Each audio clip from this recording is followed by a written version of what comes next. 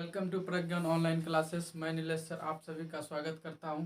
जैसा कि पता ही कि मैं बिहार बोर्ड मॉडल पेपर का ऑब्जेक्टिव सॉल्यूशन कर रहा था, जो कि 75 तक कर चुका था। आज जो है 76 से शुरू करेंगे। लॉन्ग क्वेश्चन और शॉर्ट क्वेश्चन का सॉल्यूशन मैं कर दिया हूं, जिसका वीडियो डिस्क्रिप्शन में लिंक दिया हुआ है, वहां से आप देख सकते हैं। चलिए दोस्तों, आज जो है 76 से शुरू करते हैं। 76 नंबर क्वेश्चन है मेरा कि एक आकृति दिया हुआ है जिसमें कि क्यू आर वृत्त का व्यास है और पी क्यू बराबर पी आर दिया हुआ है। पी क्यू बराबर पी आर दिया हुआ है। कह रहा है कि पी क्यू आर मांग रहा है, यानी कि पी क्यू आर यानी कि ये कौन निकालना है हमको। कैसे निकलेगा? सबसे पहले हम लोग एक थ्योरम पढ़े हैं। अर्धवृत्त का जो कोण होता है, यानी कि व्यास द्वारा वृत्त के परिधि पर जो कोण बनता है वो समकोण होता है। कितना डिग्री होता है? 90 डिग्री होता है। अर्थात अर्धवृत्त का कोण समकोण अर्थात 90 डिग्री होता है।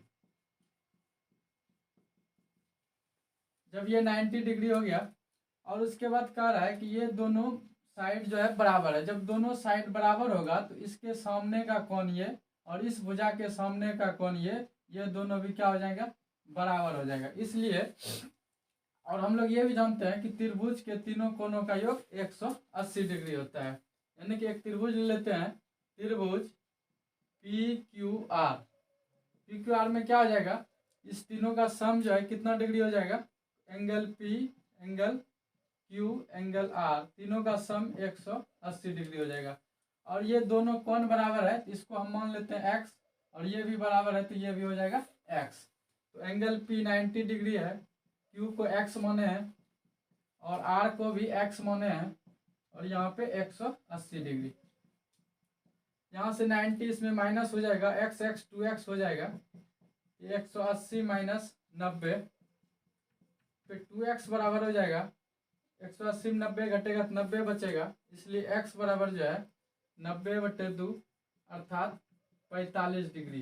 यानी कि ये दोनों कोण मेरा कितना हो गया? 45 डिग्री। और पी क्यू आर ही निकालना था, x का ही मान निकालना था। कितना आ गया? 45 डिग्री। अर्थात मेरा 76 का आंसर हो गया मेरा सी नंबर। 77 नंबर क्वेश्चन है, कह रहा है कि ए बी एंड ए सी स्पर्श रेखा है। ए बी और ए सी जो है स्पर्श रेखा है। बी ओ सी का मान दिया हुआ है, बी ओ सी 110 डिग्री है। तो सी ए ओ मांग रहा है। यहाँ से एक रेखा खींचेंगे, सी ए ओ मतलब ये एंगल हमको निकालना है। सबसे पहले हम लोग जानते हैं कि एंगल बी ओ सी और बी ए सी दोनों कोणों का योग 180 डिग्री होता है, जिसको हम 75 नंबर में प्रूव भी कर चुके थे। अर्थात यहां से हो जाएगा B O C plus B A C, इस दोनों कोण का योग 180 डिग्री होता है। और जो है यहाँ पे बी ओ सी दिया हुआ है 110 डिग्री। यहाँ से हम लोग क्या करेंगे? बी ए सी निकालेंगे। यहाँ से बी ए सी आ जाएगा 180 माइनस 110 अर्थात 70 डिग्री। यानी कि ये टोटल एंगल मेरा कितना आ गया? 70 डिग्री आ गया। अब हम लोगों को क्या करना है कि इस दोनों त्रिभुज में देखना है। यानी कि ये दोनों त्रिभुज क्या होता है? सर्वांगसम होता है, जैसा कि हम प्रूफ कर चुके थे। एक बार और देख लेते हैं कैसे सर्वांगसम हुआ था। तो पहले इसमें त्रिभुज ले लेते हैं, बी ओ ए, त्रिभुज बी ओ ए एंड त्रिभुज ए ओ सी में, ए ओ सी में। अब हम लोग ये भी जानते हैं केंद्र से स्पर्श रेखा पर, केंद्र से स्पर्श रेखा पर जो खींचा गया त्रिज्या होता है वह जो है स्पर्श रेखा पर लंब होता है। और ये इस त्रिभुज में भी ये त्रिज्या जो है स्पर्श रेखा पर लंब हो जाएगा प्रमेय के अनुसार। अर्थात ओ बी ए और ओ सी ए कितना हो जाएगा? 90 डिग्री समकोण हो जाएगा। और हम लोग ये भी जानते हैं कि वृत्त में त्रिज्या आपस में क्या होती है? बराबर होती है। यानी कि ओ सी बराबर ओ बी। साथ ही ये भी जानते हैं ये त्रिभुज और इस त्रिभुज में ये जो है एक उभयनिष्ठ रेखा है, यानी कि ओ ए बराबर ओ ए, ये उभयनिष्ठ हो गया। उभयनिष्ठ भुजा जो दोनों में कॉमन है, और ये हो गया त्रिज्या, त्रिज्याएं। हम लोग ये भी जानते हैं आर एच एस से, यानी कि समकोण कर्ण भुजा से, यानी कि ये हो गया समकोण, और 90 के सामने का कौन हो गया ये कर्ण, यानी कि ये हो गया कर्ण, ये और ये, यानी कि समकोण कर्ण भुजा से ये दोनों त्रिभुज जो है क्या हो जाएगा, सर्वांगसम हो जाएगा, यानी कि ये त्रिभुज क्या हो गया, सर्वांगसम हो गया। और जब दोनों त्रिभुज सर्वांगसम हो गया तो इस ये दोनों कोण भी क्या हो जाएगा, आपस में बराबर हो जाएगा, अर्थात CAO बराबर OAB, OAB। यहाँ से हम लोग निकाले थे BAC, ये पूरे एंगल हम लोग निकाले थे, कितना निकला था 70 डिग्री। और जब ये दोनों कोण बराबर हो गया, तो यानी कि ये दोनों कोण जब बराबर हो गया तो CAO जो है इस 70 का क्या हो जाएगा, आधा आधा हो जाएगा, यानी कि जब ये दोनों कोण बराबर हो गया तो ये 35-35 हो जाएगा, अर्थात 70/2, अर्थात 35 डिग्री। इस तरह से मेरा आंसर हो गया 77 का आंसर हो गया सी नंबर। नेक्स्ट है मेरा 78 नंबर क्वेश्चन है। क्या कह रहा है कि बिंदु टी से किसी वृत्त के स्पर्श रेखा की लंबाई 12 सेंटीमीटर, यानी कि ये स्पर्श रेखा की लंबाई कितना दिया हुआ है, 12 सेंटीमीटर। फिर कह रहा है और केंद्र से टी की दूरी 13 सेंटीमीटर है, केंद्र से यानी कि केंद्र ओ है, यहाँ से टी की दूरी 13 सेंटीमीटर दिया हुआ है। तब कह रहा है वृत्त की त्रिज्या निकालने। हम लोग को पता है कि केंद्र से परिधि तक की दूरी को हम लोग क्या कहते हैं, त्रिज्या कहते हैं। और ये त्रिज्या जो है स्पर्श रेखा पर 90 डिग्री का कोण बनाता है, अर्थात ये जो है समकोण त्रिभुज हो गया। यानी कि अगर इसको मान लेते हैं ए, यानी कि त्रिभुज AOT जो है एक क्या हो गया, समकोण त्रिभुज हो गया, समकोण त्रिभुज। और समकोण त्रिभुज हम लोग जानते हैं ये 90 डिग्री के सामने की भुजा कर्ण होती है, और ये जो है ये आधार हो गया, और ये मेरा लंब हो गया, यानी कि AO निकाल लेंगे, AO ही त्रिज्या है। और ये जो है AO यहाँ पर लंब हो गया। और हम लोगों को पता है कि लंब निकालने का फॉर्मूला होता है कर्ण स्क्वायर माइनस आधार स्क्वायर। यहाँ पे कर्ण मेरा ये हो गया 90 के सामने की भुजा 13 स्क्वायर, और आधार मेरा हो गया 12 स्क्वायर। 13 का हो गया 169, 12 का हो गया 144। इसमें घटाएंगे 6 गया 2, यानी कि 25, यानी कि आ गया मेरा 5 सेंटीमीटर, डी नंबर। नेक्स्ट है 79 नंबर क्वेश्चन है। कह रहा है कि ओ वृत्त का केंद्र है और QPR दिया हुआ है, QPR 60 डिग्री, OQR मांग रहा है, OQR ये एंगल निकालना है हम लोगों को। हम लोग जानते हैं एक प्रमेय होता है कि एक ही चाप द्वारा, जैसे कि ये चाप हुआ एक ही चाप द्वारा वृत्त के परिधि पर बना कोण, और एक ही चाप द्वारा सेंटर पर बना कोण जो है परिधि पर के कोण का दुगुना होता है, यानी कि ये दुगुना हो जाएगा 120 डिग्री। यानी था ये थ्योरम है, एक ही चाप द्वारा वृत्त के केंद्र पर बना कोण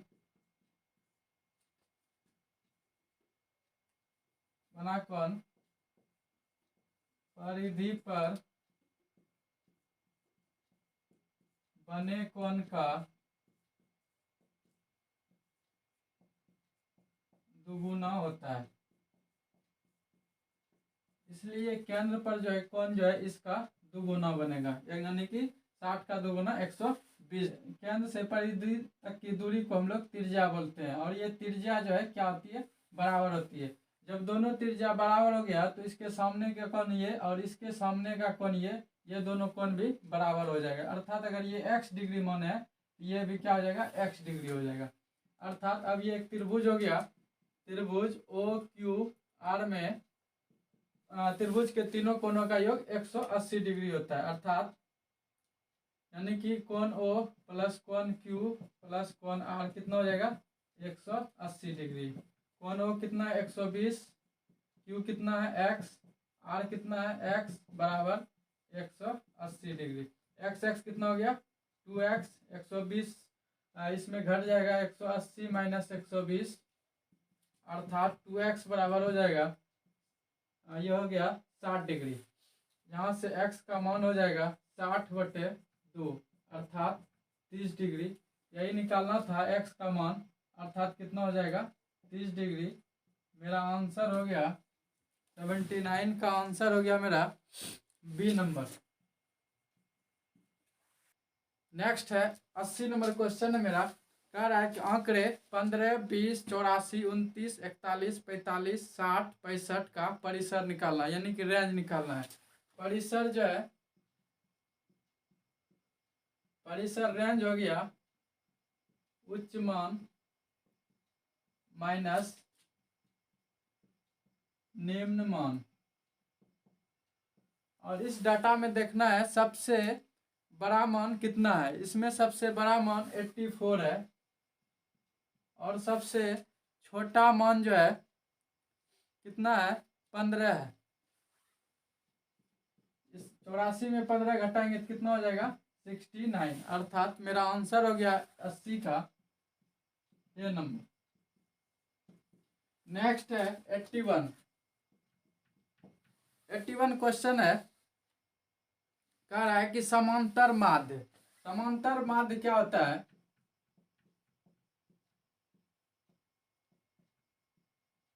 समांतर माध्य हो गया सभी पदों का योग, सभी पदों का योग बटा पदों की संख्या।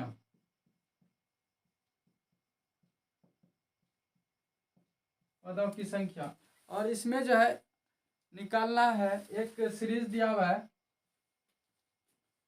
1 2 3 इसी तरह n तक दिया हुआ है। यहाँ से Sn निकालना होगा सभी पदों का योग। Sn बराबर हम लोग पढ़े हैं, Sn बराबर होता है n/2 2a plus n minus 1 into D. यहाँ पे n पद का निकालना है तो n/2 पहला पद कितना, ए कितना, ए क्या होता है फर्स्ट प्रथम पद। प्रथम पद मेरा कितना दिया हुआ है 1, n माइनस 1 और डी कितना, अंतर कितना है दूसरा पद माइनस पहला पद 2 माइनस 1 अंतर 1 का है। ये कितना हो गया n/2, ये हो गया 2 प्लस n माइनस 1 अर्थात ये हो गया मेरा n, 2 में गया 1 यानी कि हो गया n प्लस 1/2। यहाँ पे रख देना है हमको सभी पदों का योग Sn, यानी कि हो गया Sn का मतलब हो गया सभी पदों का योग। सभी पदों का योग कितना है n इंटू n प्लस 1/2 और पदों की संख्या कितना है, टोटल पद कितना 1 2 3 n तक है। टोटल पद कितना है n, यानी कि पदों की संख्या हो गया n, n से n कट गया, मेरा आंसर हो गया n प्लस 1/2 अर्थात मेरा आंसर हो गया सी नंबर। नेक्स्ट है 82 नंबर क्वेश्चन है, कह रहा है 3 गुना, यदि 3 गुना माध्यक बराबर बहुलक प्लस x गुना माध्य हो तो x का मान निकालें। यानी कि रिलेशन कर रहा है कि 3 गुना माध्यक बराबर बहुलक प्लस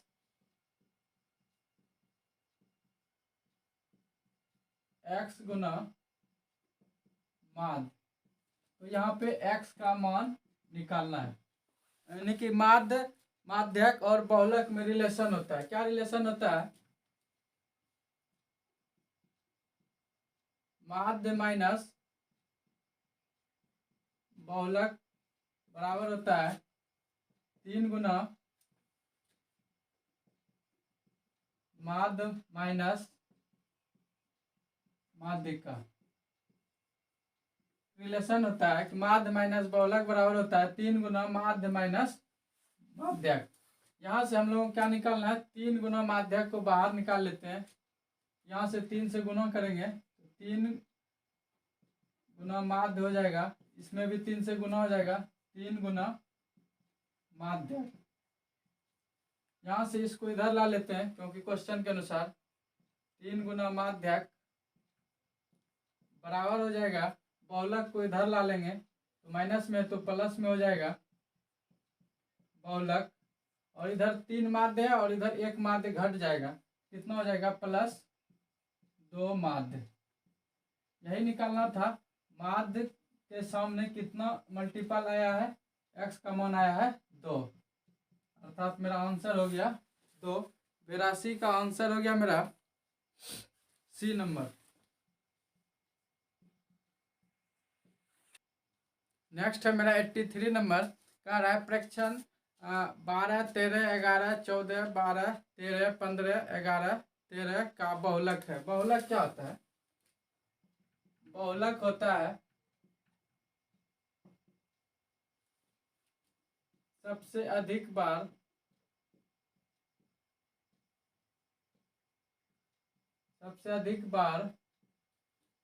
आए चरमान,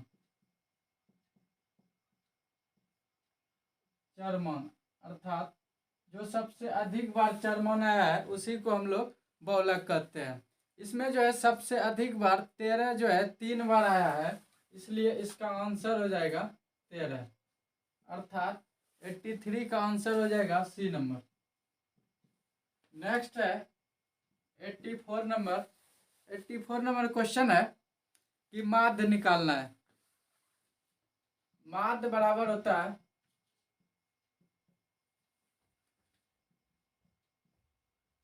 सभी पदों का योग बटे पदों की संख्या।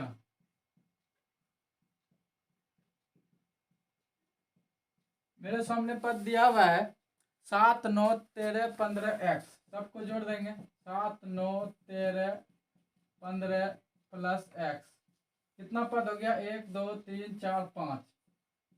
और माध्य दिया हुआ है मेरा कितना है 10। यहाँ से हम लोगों को x का मान निकालना है, यही क्वेश्चन में कह रहा है, तो सबको जोड़ेंगे तो कितना हो जाएगा 15, 13 हो जाएगा 28, 28, 9, 37, 37, 7, 44, 44 प्लस x, ये क्रॉस मल्टीप्लाई हो जाएगा 10 गुना 5 कितना हो जाएगा 50। यहाँ से x का मान हो जाएगा 50 माइनस 44 अर्थात 6, इसलिए 84 का आंसर हो गया मेरा ए नंबर। 85 नंबर क्वेश्चन है, किसी घटना की प्रायिकता का अधिकतम मान कितना हो सकता है, यानी कि प्रोबेबिलिटी जो है मैक्सिमम जो है 0 के बराबर या 0 से बड़ा या 1 से छोटा या 1 के बराबर, यानी कि जो प्रायिकता है किसी घटना की प्रायिकता जो है 0 और 1 के मध्य ही होता है, या तो 0 हो जाए या मैक्सिमम 1 हो सकता है, यानी कि इसका अधिकतम कह रहा है अधिकतम, यानी कि अधिकतम मान, प्रायिकता का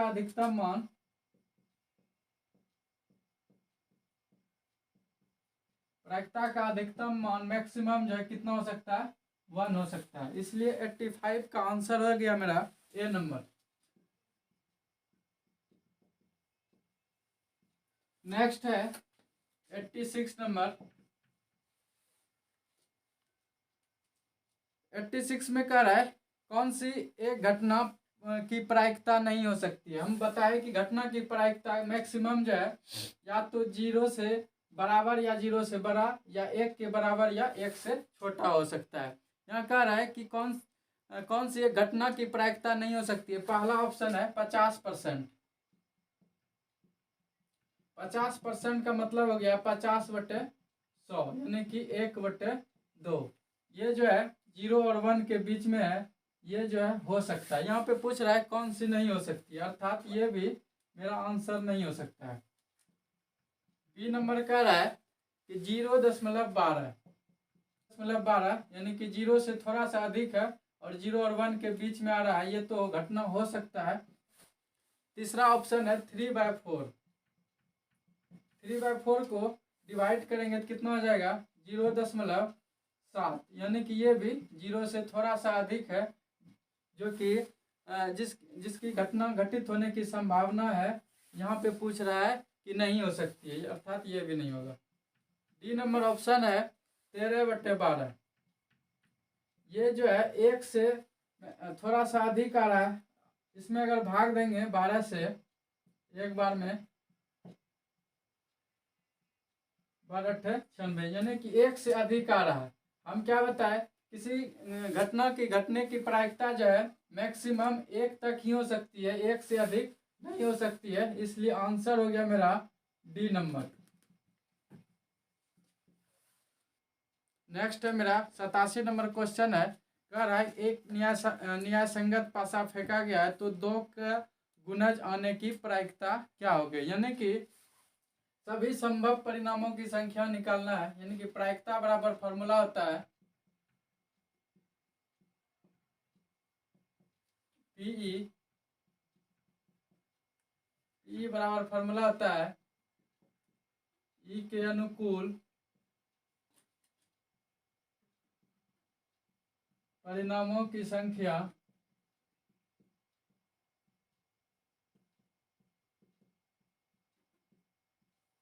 बटे प्रयोग के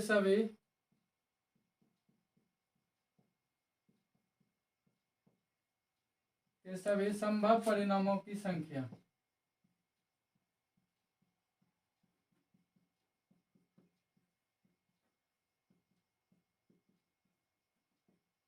सबसे पहले क्या करते हैं, प्रयोग के सभी संभव परिणामों की संख्या निकाल लेते हैं, यानी कि पासा में क्या क्या आ सकता है। सभी संभव परिणाम क्या क्या हो जाएगा, एक पासा में क्या क्या हो सकता है, 1 आ सकता है, 2 आ सकता है, 3 आ सकता है, 4, 5, 6, मैक्सिमम 6 तक ही आता है। और कह रहा है कि यहाँ क्वेश्चन में कह रहा है कि एक न्यायसंगत पासा फेंका गया तो 2 का गुणज, यानी कि 2 का गुणज क्या क्या होता है, 2 का गुणज होता है, यानी कि 2 का गुणज 2 हो गया। नेक्स्ट 2 दूनी 4 हो गया, 2 तिया 6, 2 चौके 8। 8 तो इसमें आएगा नहीं, इसलिए 8 नहीं होगा, यानी कि मैक्सिमम कितना तक हो सकता है गुणज, 2 का गुणज पासा के अंतर्गत 3 ही हो सकता है मैक्सिमम, 2, 4 और 6।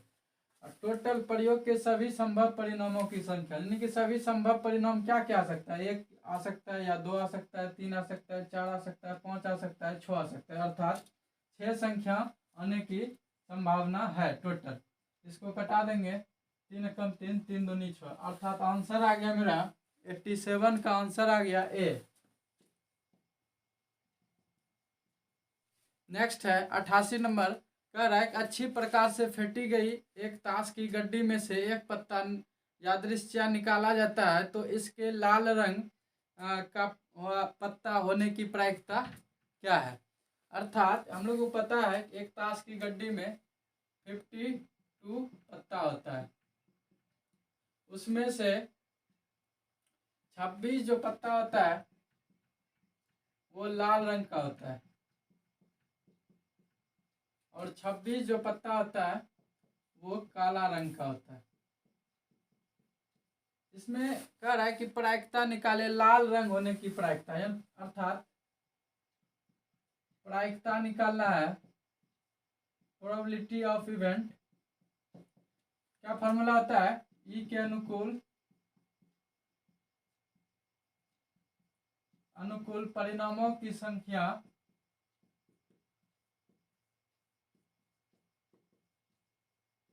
बटे प्रयोग के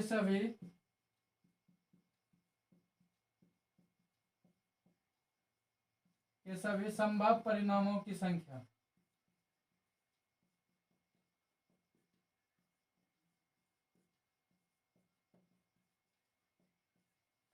यहाँ पे कह रहा है ई के अनुकूल, यानी कह रहा है कि लाल रंग, इसके लाल रंग का पत्ता होने की प्रायिकता क्या हो सकता है, यानी कि लाल रंग कितना हो सकता है, यानी कि मैक्सिमम 26 ठो लाल रंग हो सकता है।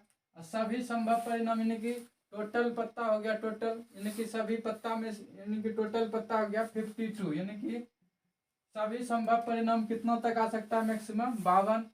इसको कटा देंगे, 26 दूना 52 आ गया 1/2। मेरा आंसर हो गया 88 का आंसर हो गया ए नंबर। 89 नंबर क्वेश्चन है कि दो न्यायसंगत सिक्के उछाले जाते हैं तो कम से कम एक शीर्ष आने की प्रायिकता क्या हो सकती है, यानी कि जब दो सिक्का उछाला जाएगा, दो क्वाइन अर्थात सिक्का उछाला जाएगा तो सभी संभव परिणाम क्या आ सकता है, सभी संभव परिणाम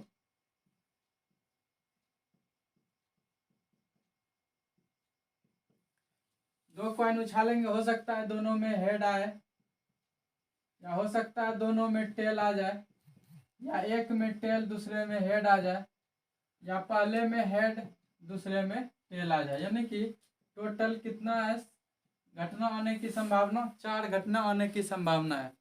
अब कह रहा है कि इसका प्रायिकता निकालना है कि कम से कम एक शीर्ष।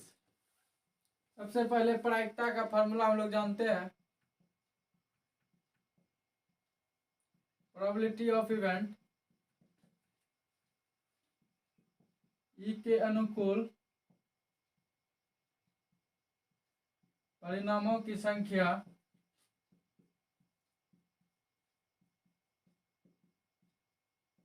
बटे प्रयोग के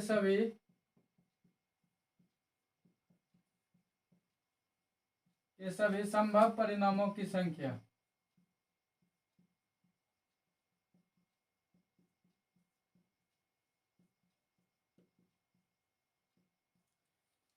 यहाँ कह रहा है ई के अनुकूल परिणामों की संख्या, जो पूछ रहा है उसके बारे में पहले डालना, यानी कि कह रहा है कि उसमें कम से कम एक शीर्ष, यानी कि एक हेड तो आना ही चाहिए। इसमें आ रहा है एक हेड आ रहा है, इसमें भी एक हेड आ रहा है, यानी कि एक शीर्ष, इसमें तो 2 शीर्ष आ रहा है, इसमें भी एक शीर्ष आ रहा है, इसमें भी एक शीर्ष, कम से कम कह रहा है कि एक आना चाहिए, इसमें 2 भी आएगा तो चलेगा। कितना हुआ 1 2 3, यानी कि 3 हो गया। प्रयोग के सभी संभव कितना हो सकता है 1 2 3 4, यानी कि आंसर हो गया 3/4। 89 का आंसर हो गया मेरा डी। 90 नंबर क्वेश्चन है, कह रहा है 3 सिक्के की उछाल में संभव परिणामों की संख्या क्या हो सकती है। अर्थात जब 3 सिक्का है, यानी कि जब एक सिक्का रहेगा, एक सिक्का, तो कितना संभव परिणाम हो सकता है, संभव परिणाम, सभी संभव परिणाम। जब एक सिक्का उछालेंगे तो क्या आ सकता है, या तो हेड आएगा या तो टेल आएगा, अर्थात 2। जब 2 सिक्का रहेगा, 2 सिक्का रहेगा तो या एक पर हेड दूसरे पे टेल, या पहले टेल आ सकता है उसके बाद हेड, या दोनों पे हेड आ सकता है या दोनों पे टेल, यानी कि कितना हो गया 4। इसी तरह जब 3 सिक्का उछालेंगे तो कितना हो जाएगा, हेड टेल हेड हो जाएगा, टेल हेड हेड हो जाएगा, हेड हेड हेड हो जाएगा, टेल टेल हेड हो जाएगा। फिर क्या हो सकता है, हेड टेल टेल हो सकता है, टेल हेड टेल हो सकता है, हेड हेड टेल हो सकता है, टेल टेल तीनों टेल हो सकता है, यानी 1 2 3 4 5 6 7 8, यानी कि 8। हम यहाँ क्या देख रहे हैं, इसी तरह n सिक्का उछालेंगे, ये 2 की पावर बढ़ रहा है, इनकी 2 की पावर 2, 2 सिक्का उछालेंगे, 3 सिक्का उछालेंगे तो 2 की पावर 3। इसी तरह अगर n सिक्का उछालेंगे तो फॉर्मूला हो जाएगा 2 की पावर n। इसी में कह रहा था कि 3 सिक्का उछाल में संभव परिणामों की संख्या क्या हो जाएगा, 2 की पावर 3, अर्थात 8 मेरा आंसर हो जाएगा। यानी कि 90 का आंसर हो जाएगा मेरा डी नंबर। जो शेष क्वेश्चन रह गया है उसे नेक्स्ट वीडियो में जारी करेंगे। मेरा वीडियो आपको कैसा लगता है आप कमेंट में ज़रूर बता सकते हैं। और मेरे वीडियो को अधिक से अधिक आप दोस्तों के बीच शेयर कीजिए, लाइक कीजिए एंड सब्सक्राइब कीजिए। Thank you.